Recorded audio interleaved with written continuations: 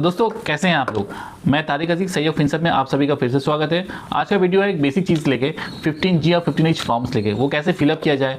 आप 15H form और 15G form जो होता है जिसने इनकम टैक्स फाइल नहीं करते, जो बहुत वजह से इनकम टैक्स फाइल नहीं करते हैं बट जिनका इनकम बहुत लो होता है, क्या होता है उनका एक लिमिट के बाद अगर आप बैंक में एफडी करते हैं तो 10,000 एबव अगर इंटरेस्ट आपका हो जाता है तो आपका TDS कटना मैंडेटरी है। अगर आप कॉर्पोरेट डिपॉजिट करते हैं, कॉर्पोरेट डिपॉजिट मीन्स होता है कॉर्पोरेट में बैंक या बैंक के अलावा जो कॉर्पोरेट डिपॉजिट होता है NBFCs वगैरह होता है, वहाँ अगर एफडी करते हैं अगर आप, तो वहाँ अगर 5,000 के एबव अगर एफडी होता है, इंटरेस्ट रेट होता है सालाना, तो आपका TDS कटेगा। तो इसमें क्या करना होगा, इसमें बेसिकली आपको 15G या 15H फॉर्म जमा देना पड़ता है। 15G फॉर्म होता है फॉर जिनका एज 60 साल से नीचे है उनको 15G देना पड़ता है, जिनका एज 60 से ऊपर है उनको 15H फॉर्म देना पड़ता है।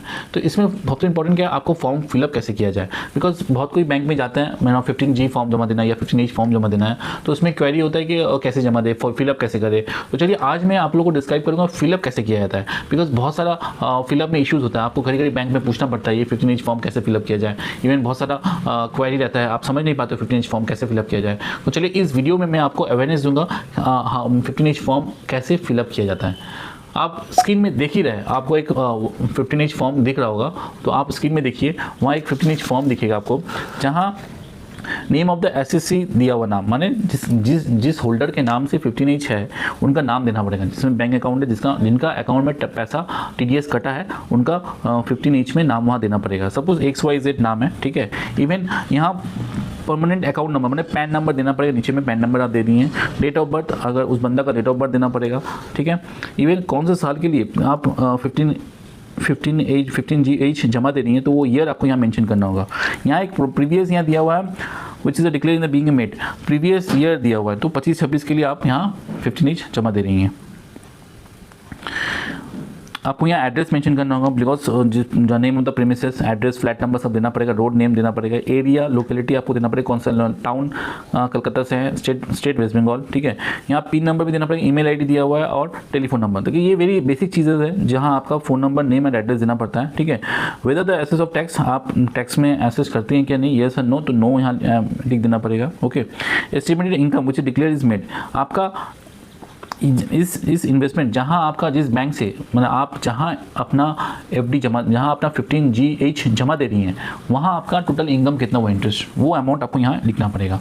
अगर आपका 1 लाख का एफडी है वहाँ उसी बैंक में, लाइक आप PNB बैंक में या HDFC बैंक में या PNB बैंक में आप जमा दे रही हैं 15H फॉर्म, अगर आपका वहाँ एफडी 1 लाख का है तो सपोज इंटरेस्ट रेट 7% है, तो आपको 7,000 रुपये उस अमाउंट को वहाँ इंडिकेट करना होगा। अगर आपका इनकम 10 लाख, वहाँ से 10 लाख एफडी की है और आपका 7% का रेट ऑफ इंटरेस्ट, तो 70,000 यहाँ आपको देना पड़ेगा, लिखना पड़ेगा, ठीक है।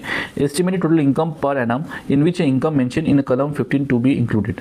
अगर आपका यहाँ बताया जा रहा है कि आपका सालाना टोटल इनकम कितना है एस्टिमेटेड, तो इसमें क्या होगा, इंक्लूडिंग जो आपका जो इनकम आपका यहाँ PNB से आया हुआ है उसको इंक्लूड करके आपका टोटल इनकम कहाँ हुआ है। मैंने ये 55,000 जो इनकम आपका दिख रहा है, यहाँ आप शो कर रहे हैं, हम लोग यहाँ लिखे हैं 55,000, देखिए आपको दिख रहा है, प्लस आपका सालाना टोटल इनकम 2,41,600, ये टोटल ऐड करने मैंने 2,41,600 के अंदर ही है 55,000, मान टोटल इनकम, सालाना टोटल इनकम कितना है वो आपको यहाँ लिखना है, ओके।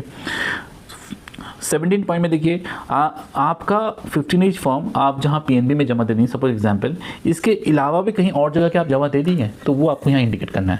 लाइक अगर आप सपोज PNB में देने के बाद भी आप इंडियन बैंक में भी एक आपका एफडी है, तो आपको वहाँ लिखना होगा total number of 15H field 1 और aggregate amount of income of 15H field, तो वहाँ टोटल अमाउंट आपको लिखना पड़ेगा। सपोज जितना आपका एफडी है वहाँ का उस हिसाब से 30,000, 20,000 या 0 नहीं है तो 0, तो आपको वहाँ 0 लिख देना पड़ेगा, ओके। लास्ट 18 नंबर में दिखा रहा है सीरियल नंबर 1, जहाँ आपको वो जिस एफडी का identification number, nature of income, FD income, income from others उसमें आप लिख सकती हैं, ठीक है। इनकम फ्रॉम इंटरेस्ट, ठीक है, इनकम फ्रॉम इंटरेस्ट आपका अदर दिखता है वहाँ इंटरेस्ट में। So section under which is 194A, amount of income क्या हुआ 55,000। तो जिनका है उनका मैं ये एक आपको एक एग्जांपल के थ्रू मैं समझाया, ये form fill up as it is wise आपको करना पड़ेगा और उसके नीचे में साइन करना होगा। तो एक्चुअली 15H फॉर्म क्यों ज़रूरत, शॉर्टली एक फॉर्म में मैं फिलअप किया हूँ, मैं आपको दिखाया हूँ। अगर आपको किसी भी तरह का कोई क्वेरी रहता है तो आप कमेंट कर सकते हैं मुझे, तो मैं एग्जांपल दे दूंगा, या डिस्क्रिप्शन में कॉन्टैक्ट नंबर भी दिया हुआ, आप मेरे को फ़ोन भी कर सकते हैं अगर regarding any query, regarding any fill-ups कैसे किया जाता है, तो अगर कोई इशूज़ आता है तो मैं बता दूंगा उसके लिए। तो ओके दोस्तों, आज 15H फॉर्म फिलअप के लिए मैं समझा दिया आप लोग को। अगर मेरा वीडियो को आप लोग को अच्छा लगे तो लाइक शेयर सब्सक्राइब कीजिए। आने वाला कल मैं ज़्यादा से ज़्यादा फाइनेंशियल अवेयरनेस लेकर मैं वीडियो आप लोग को दे पाऊँ। ओके दोस्तों, थैंक यू, जय हिंद।